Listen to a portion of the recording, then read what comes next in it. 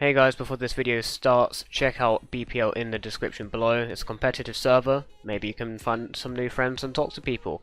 Also, shout out to Corey NWF. He has sponsored tournaments and other things in BPL, so if you feel like getting some cash prizes, join BPL, join some tournaments, and maybe you can win some money. Also, check out the YouTube server in the description. You'll get notified for my videos. I hope you enjoy, and let's get into it. Hey, what's up guys, Meg here. I am back, and I've played S2 in this video, and yes, I have played it, and it is not I am playing. I'm having to record this commentary in post because I recorded it live when playing the game, but I checked back on the recording and it corrupted, and I didn't have any commentary. So here I am recording it in post. Anyway, we're playing S2 RTM, and he's a pretty decent player actually. Usually in the majority of the series he 2-1s me. But yeah, this is a BPL series, link in the description down below. And I'm playing Water here. The starting map is Ghostly. He has decided to ban nothing. I decided to ban Ace. And that is because his loser map is cards, and I know that on cards he goes ZFA a lot, and I didn't really feel like I could beat it, so I just decided to remove that possibility altogether. So here we are playing Boat on Ghostly. Okay, so here, because he's started off with his 0-0 boat, it's actually kind of hard to determine whether he's gone boomer or not. I sent a few pinks and that forced a grape shot. He sent a few pinks my way and it also forced a grape shot. So he isn't sending blues here, which led me to believe that he isn't going mortar, because, I mean, he isn't going boomer, sorry, because if you send blues, odds are that you're going boomer because you want to be aggressive, you want to stall my farms. And he has not sent blues here, so that leads me to believe that he hasn't gone mortar. Obviously we have, so if he's gone mortar then great, we can just be aggro and send a bunch of eco rushes, whereas if he's gone boomer then we are going to have to play a lot more passive. I sent a few blacks here just to force a faster shooting on his side, and he's gone for another boat here, which I was very confused about. And he did get another plantation as well, I mean another grape shot, sorry. And he is also sending green, so at this point I was fairly sure that he was going boomer, but I wasn't certain. Because getting 2 grape shots round 6, just voluntarily, it was quite surprising to me. So we're going to go for another farm here, because at this point I'm pretty sure he's gone boat boomer, so we want to get a bit more money coming in rather than getting high eco. That being said, do I send yellows here? I think I do, yeah. I decided to send a few yellows just to force a tower boost, because tower boost can be quite useful with Boomer. And still at this point I wasn't sure whether he's gone mortar or not, so I decided to play it like I usually play it. So yeah, we're now on 300 eco, and I knew that if I was playing Boomer I'd need a bit of eco, because he can try and drain me with like Moabs or something. And yeah. Here's the boomer, so he has gone boat boomer here. And I'm not going to get any more farms. Going for 2 plantations was actually quite greedy, because he's going to send us some yellows on round 11, which if he balloon boosts is going to give us a really tough time. And yeah, we'll go for a destroyer, because like you can't really survive without a destroyer on round 11, because whites are very savage. We're going to micro the mortar just to get rid of some of the group balloons, and we'll get camera detection for camera leads. We'll send him camera leads as well. So on here, I was really concerned that he would send me a butt ton of rainbows, which would force a tower boost, which was why I placed down the 0-0 boat, and I'm not getting up any farms. I even proceed to get up more defense as well. I see him sending leads and zebras, so I'm like, nope. I'll get up a second destroyer, but it turns out he's only sending a bit of a bait rush. So yeah, that was kind of a misplay on my behalf, and well played by him. I counter with boosted zebras to try and force a tower boost, and there it is. So yeah, we're now on round 14. I don't think he could rush us anything round 15, so I decide, do I go for another plantation, or do I go for more defense round 16? And I decide I'll go for the plantation, because I do need some money coming in, and worst comes to worst, we can always tower boost. And besides, 2 destroyers should be enough, and lo and behold, there it is enough. I didn't send him anything around 16 because I wanted to have some money at hand for a third destroyer or a couple grape shots, just in case things got out of hand. So round 17 and round 18 is coming up. I'll go for another plantation, because again, we do need plantations. He's way ahead of us in eco. He's probably like 700 by now, to be honest. So he will be able to outfarm us dramatically.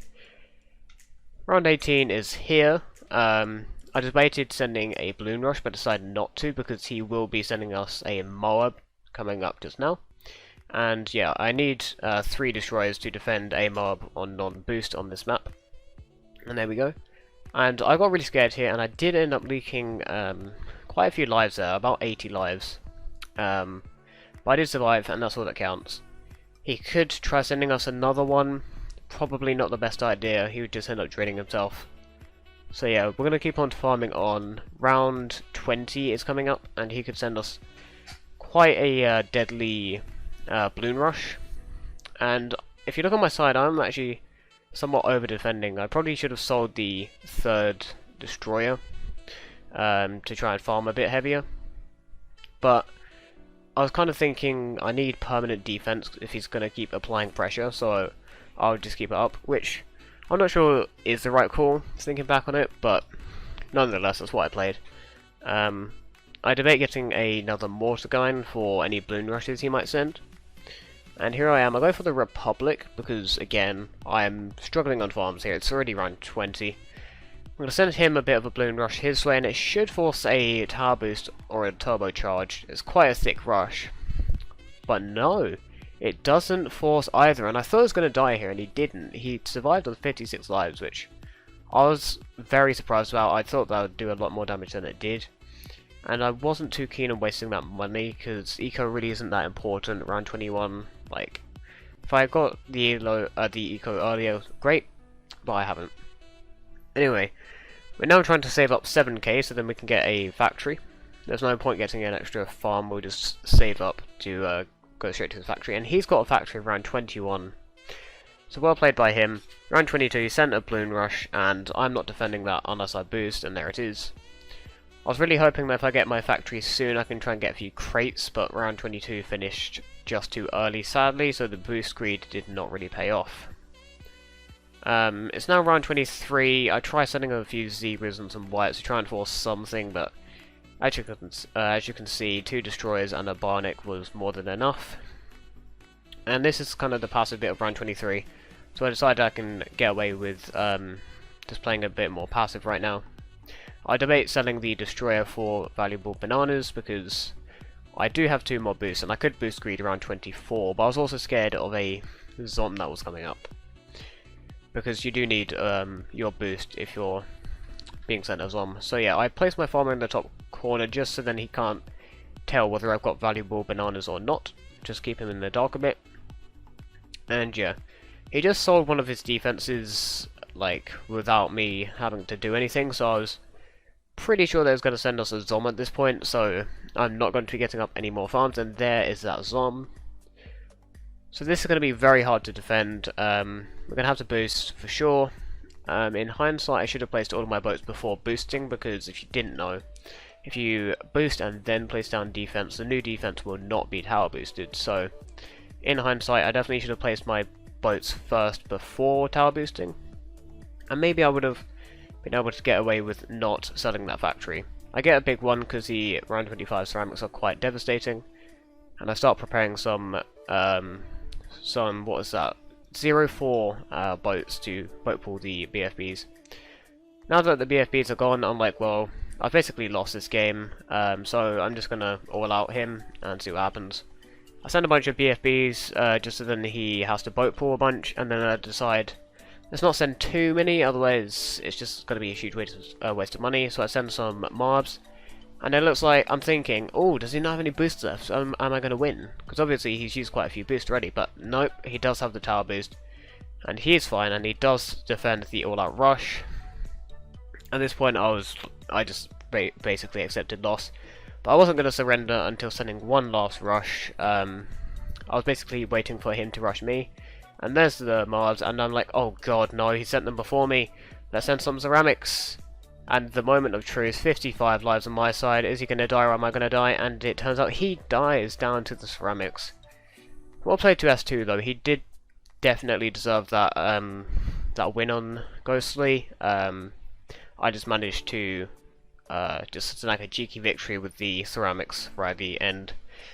Let me skip forward to when we actually start playing. So we are on cards. I've gone Cobra Boomer Spac, and he has gone NG Spectre. So I really didn't think I was going to win this game because NG traditionally beats Cobra almost every time. Because if you try to Bloon adjust, then he can just get up a bunch of Bloon traps and farm so much money from the ceramics. And it's very hard to drain NG as well with like BFBs or whatever. So my goal here was to send a round 19 Zom, because I learnt from one of my friends called Tilted DFA. You might have heard of him, you might not. He's a pretty good DFA player, probably top 5 right now, I'd say. He said that if you're ever playing against NG and you're playing Cobra, try sending a round 19 Zom, because it's very hard to defend. And granted, he did tell me this before all of the balance changes with Cobra, so I wasn't sure whether it would work in today's meta, but I decided that will be my goal, and I'll try it anyway. So we're gonna eco up until roughly 600-700, and then I'll start Cobra farming, because although sending the Zom will wipe out all of your eco, you still want at least some eco there to help with your wide funds. So he hasn't actually sent us anything. He should be sending us like reds or blues at this point to try and force a boomer on our side, and we're just going to keep up the pressure. I was really determined to try and force a second 9-inch nails here. Probably in hindsight I should have stopped sending and got up a boomer on my side, because as you can see we're leaking quite a bit here. And I might even have to sell some Cobras for the Bionic Boomer. Round 7's here, and we're just trying to afford the Bionic pretty much. I debate sending a Cobra, but he did stop sending, luckily for me. So I calculated that sending some blacks would do some damage to his side, but as you can see it did nothing. So that was a bit of a waste of money, but it was still some eco, I suppose. Round 8's coming up, and of course I was like, he probably should be sending us, actually maybe, I'm not sure, but we Bloon boost some yellows, and this, in my eyes, would easily force a tower boost. And I'm like, oh, is he just gonna choke? And nah, he does tower boost, and he will be fine. He did leak a lot though. I was gonna say he could send us some yellows, but playing NG, you pretty much just want to go passive, get up the Bloon trap, and just play it from there. Really, whereas if you're playing Dart, you want to play really high eco, so that's a bit of a difference between the two playstyles there.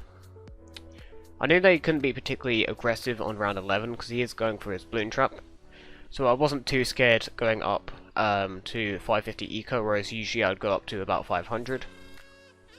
Doesn't sound like much of a difference, but I think 50 eco is roughly equivalent to like 1500 bucks ish, so it is quite a difference, 50 eco.